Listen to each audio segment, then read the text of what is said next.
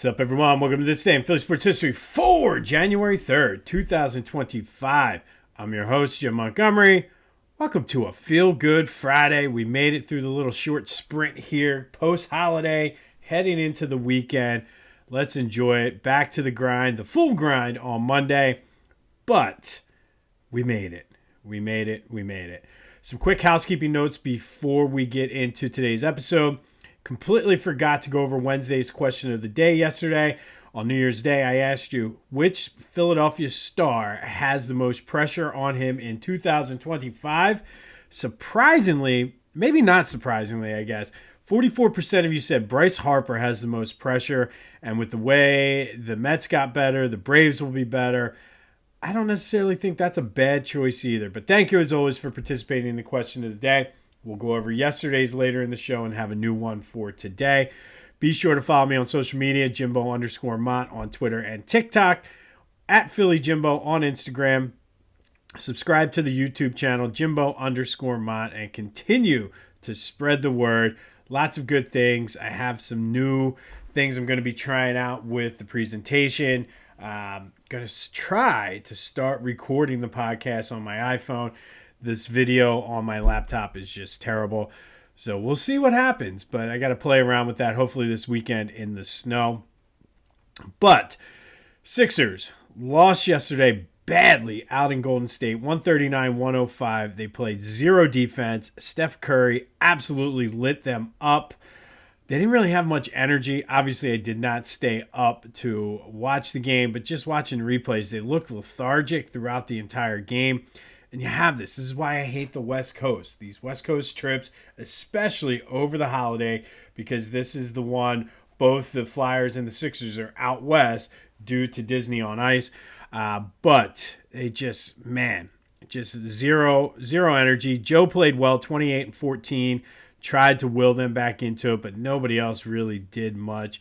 Yabusele did okay. I really like that pickup for him. But they're off today. They're back on the East Coast tomorrow in Brooklyn before returning home for a 3-game homestand. However, that does lead us into today's forgiveness. As I mentioned, instead of New Year's resolutions throughout the month of January, we're going to be forgiving folks in Philly sports history, whether or not they are our players, coaches, opponents, general managers, even some owners are in there. And today, we're going to forgive Joel Embiid. And look, here's the situation with Joe. He is who he is. He is an extremely talented big man. Probably the most talented big man in NBA history. And if he's not the best, he's got to be top 3 as far as athleticism, talent, and just what he can do in that big frame. However, with being a big man, we've seen it throughout history. Injuries tend to catch up with them eventually.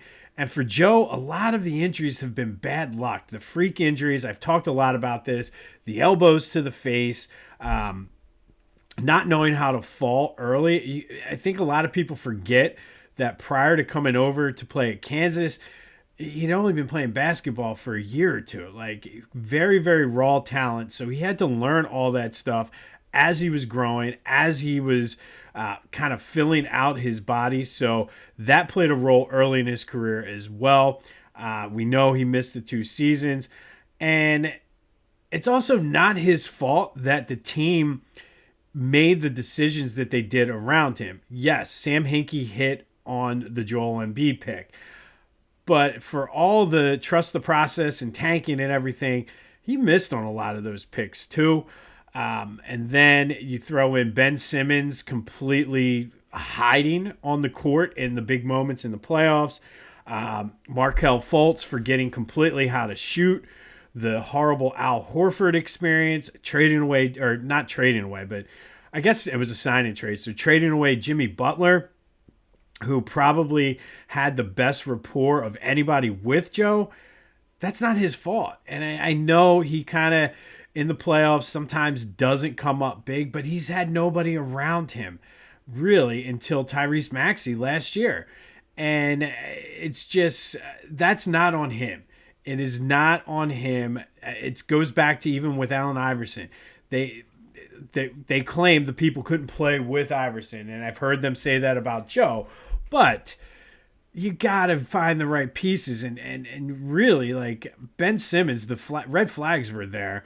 Markelle Fultz, you got hoodwinked by Danny Ainge, and it should have been Jason Tatum. The Al Horford thing, nobody's going to tell me any different. He was a spy. But for his career, Joe's averaging 28 points, 11 rebounds. Great numbers. He's a potential Hall of Famer. One of the best to ever play for the Sixers. I do think he's a generational talent. I know that word gets thrown out a lot. But look at what he can do as a big man. Again, the injuries, it is what it is. But he's had no help. And that, again, is not on him. Ben Simmons completely hiding in that Atlanta game is not his fault. Kawhi Leonard getting 4 bounces before the ball goes in against Toronto that year, that is not Joe's fault. I mean, the defense was there. It was just a hell of a shot by a hell of a player. So, Joe, I forgive you for a lot of the things that went down this year. I apologize for the team the general manager, the front office, not putting the right people around you and kind of wasting some of your talent. But one thing that Joe does do is he comes out to play all the time. The load management and everything like that, that's not necessarily on him. That's on, again, the front office and the coach managing him. But Joe wants to play. Joe is a warrior. So, Joe, for all of the things that happened this year, I kind of am glad you punched Marcus Hayes in the face, though. I appreciate that one. But everything else that went down, the team meeting, this, that, and the other, I forgive you. We're trying to bring good karma to our teams, and the Sixers right now certainly need it. So, Joel Embiid, I forgive you. That weight now has been lifted off of my shoulders. We will forgive someone else tomorrow, so be sure to tune in. All right, speaking of the West Coast, Flyers out in Vegas last night, lost 5-2. They gave up 3 goals in the third period. There goes the Little League period for the Flyers again. But Vegas is a good team. Vegas, it's a good measuring stick for the Flyers, and it kind of serves as a reminder that despite the excitement and all of the goodwill and good feelings toward the future of the Flyers, they're still rebuilding. So it's a good measuring stick, but you got to clean up that Little League inning, giving up 3 goals in a period. They seem to do that all the time, and that's really what's doomed them. They could be firmly in a playoff spot right now, but they're still on the fringe. They are off until Saturday, but these West Coast trips, I absolutely hate West Coast sports, especially on the East Coast. And I know people on the West Coast, they say they love it because the games are over by 8 o'clock and you can go to bed early. Be sure to check out my boys at the Clashing Conferences podcast, available wherever you get your podcasts, as well as on YouTube, doing great things with their Sports Fan Network. New NFC East podcast is out, so go check that out. And then go to Philly Goat. Still have some Christmas money to spend. Buy those bird wings as we gear up for the Eagles playoff run. Those things are phenomenal. They're comfortable. And then use the promo code Jim Montgomery to take 10% off your order. That's phillygoat.com. Promo code Jim Montgomery to take 10% off of your order. All right, let's recap yesterday's question of the day, because that seemed to have been the big story around Philadelphia yesterday. I asked you, did Nick Sirianni make the right decision not playing Saquon Barkley this weekend and letting him go after the record?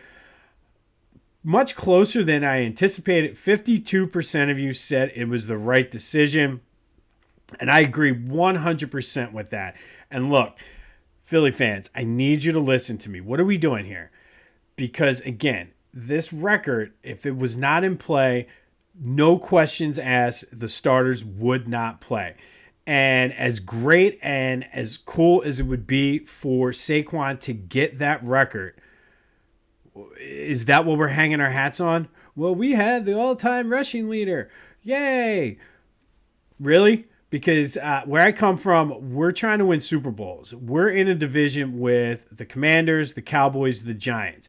When you have discussions and debates with them, before 2017, it was always, well, how many Super Bowls have you won?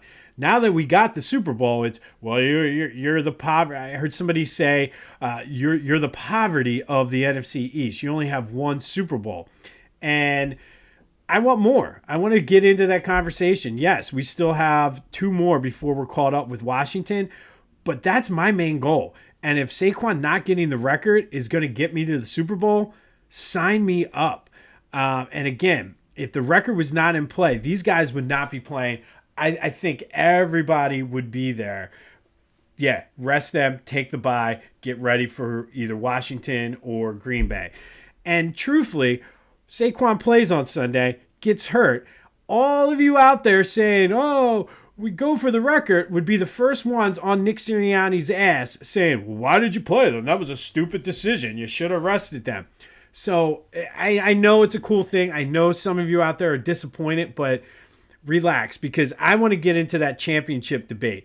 Because if once we win another Super Bowl, and yes, some of them pre-Super Bowl, some of those pre-Super Bowl championships are older and whatnot. But we got the Giants, who have 8 total NFL championships, 4 Super Bowls, 4 NFL championships. You have Dallas, 5 Super Bowls. You have Washington, 3 Super Bowls, 2 NFL championships. And then you have us with the 3 NFL championships and 1 Super Bowl. You give me another Super Bowl, we got just as many championships all time as Dallas. We got just as many championships all time as Washington. I'd rather have that and have that in my pocket for a debate than, well, we have the single season rushing leader.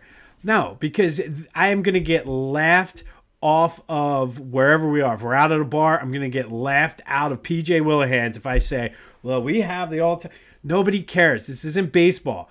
Records in baseball are completely different beasts than what they are in football. In football, it comes down to winning and not playing Saquon Barkley, who has an injury history, all right, and was very, very, we've been very lucky this year with injuries. So why tempt the fate? Rest up, get the extra bye, and then get ready for the playoffs, because this season is about a Super Bowl, not the NFL single season rushing record. And sorry, we need to be better as Philly fans. That's such an old school loser, old Philly mentality. Well, we got to do this. Why can't we? Yeah, sure. It would have been great to do both. But guess what? Did Eric Dickerson, when he set the record, did they win the Super Bowl? No. O.J. Simpson, when he set the original one, did he win the Super Bowl? No. So doesn't guarantee you're going to win the Super Bowl. So sign me up for winning the Super Bowl and the championship, because at the end of the day, that's what matters. And we need to change our mindset here in Philadelphia to reflect that. We're not one of these sad sack loser franchises. We have a storied history. We need to get those, fill up our trophy case and be able to have those debates and be like, let's go. So I'm all for it. It is the absolute 150% correct decision by Nick Sirianni to not play those guys. And I do think it's taken away from the bigger story and more concerning story is that Jalen is still in the concussion protocol. That is concerning. Yes, we have a whole nother week before the next game, but that is my big concern right now, because it looks like Tanner McKee is going to play on Sunday, and Kenny Pickett still has the broken ribs. So going back to the Washington game on Thursday night, maybe there's something more there with Jalen. That is concerning to me. Forget the whole debate about whether, nothing we can do about it now. Saquon's not getting the record. He's going to rest, and that is the right decision. But we need to focus now on, should we be concerned with the quarterback right now? There were some positives out of Philadelphia yesterday.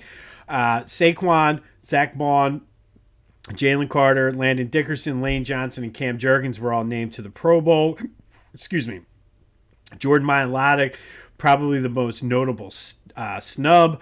But again, these are things that don't necessarily matter when you're chasing a Super Bowl anyway. I saw some people upset that AJ didn't get it, but I don't know. He missed some games there, but in the games he's played, he's been phenomenal.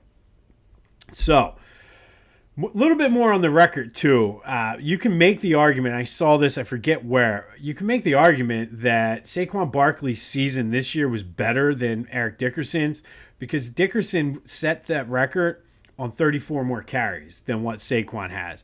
So, you would expect and think that he would get 34 or 100 yards on 34 carries. But again, is it worth the risk? No. So, but that does lead to today's question of the day. Will you watch the game on Sunday? A meaningless game against a terrible Giants team. Yes, they are the Giants. They're my most hated rival. But will you watch the game on Sunday?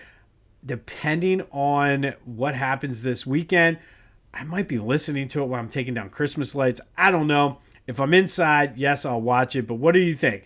Are you going to watch the Eagles game on Sunday? Or are you going to use it as a bye week and do something with the fam?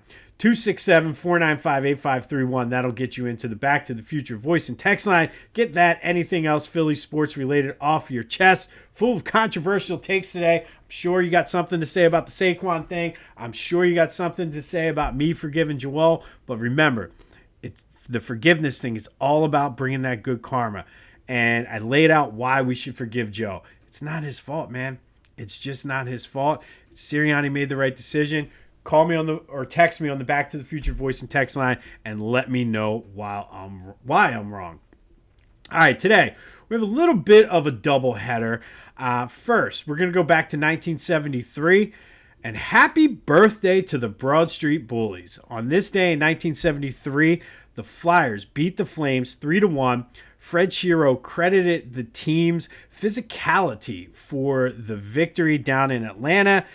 The next day in the Philadelphia Bulletin, the headline read the Broad Street Bullies. So on this day, 1973, the Broad Street Bullies were born. So happy birthday, Broad Street Bullies, all because of their physical play, completely changing the culture of the entire Flyers organization and really setting the tone for them to win the 2 Stanley Cups in the 70s. And then we're going to go 20 years later to 1993. And on this day in 1993, the Eagles beat the Saints down in New Orleans 36-20 in the NFC Wild Card game. It was the first playoff win that I ever saw as an Eagles fan. Their first win since the 1980 NFC Championship game against the Cowboys. And it wasn't without the drama. They were down 17-7 at halftime, and it looked more of the same as always has been the case going back to the Buddy Ryan days in the playoffs. But they exploded in the fourth quarter, scoring 3 touchdowns. Fred Barnett, Heath Sherman, and Eric Allen finishing it off with an interception return. That was the bring it home for Jerome year. It still was it was a very fitting and satisfying win for me because I've told this story on here before. Went to get Reggie White's autograph. Him and Jerome Brown were down at the University of Delaware.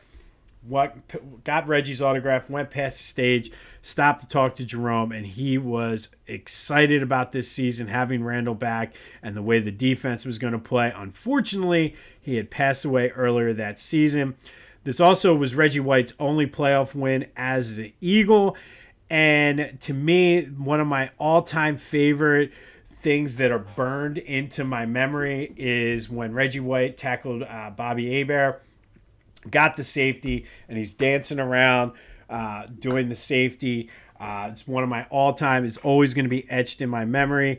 And unfortunately, it was the only time he won a playoff game in Philadelphia. Little side note on this game, it would have been a big story, the fact that the Eagles came back and beat the Saints after being down 10 at halftime. I believe they were actually down heading into the fourth quarter as well. But overshadowed that day, this was the day that Frank Reich led the Bills back to that incredible comeback over the Houston Oilers as the backup. So kind of the Eagles finally get a playoff win, and it was overshadowed by the Buffalo Bills. But that happened on this day in 1993. Eagles beat the Saints 36-20 in the NFC Wild Card game. And then on this day in 1973, the Broad Street Bullies were born. Fred Shiro saying their physicality contributed to the 3-1 win over the Atlanta Flames. and that set the ball in motion for the Philadelphia Bulletin to dub them the Broad Street Bullies. Be sure to let me know if you're watching the Eagles game on Sunday. Are you going to get stuff done around the house, run some errands, all that other good stuff? Give me your thoughts on the Saquon thing. Give me your thoughts on the Joel thing. I'm forgiving him. I'm telling you, some of these are going to be controversial because there's some guys in here that you're going to be pissed off about. But Joel, I forgive you. I feel better that weight has been lifted off of my shoulder. But let me know your thoughts on that. We'll have more on Jalen and the concussion protocol as the news comes out. But we got a stress-free weekend of football coming up. And heading into what's likely to be a high-stressed, high-pressure playoff run, I will take it. This has been This Day in Philly Sports History for January 3rd, 2025. My name is Jim Montgomery. Have yourselves a feel-good Friday. And until next time, I'll see you when I see you.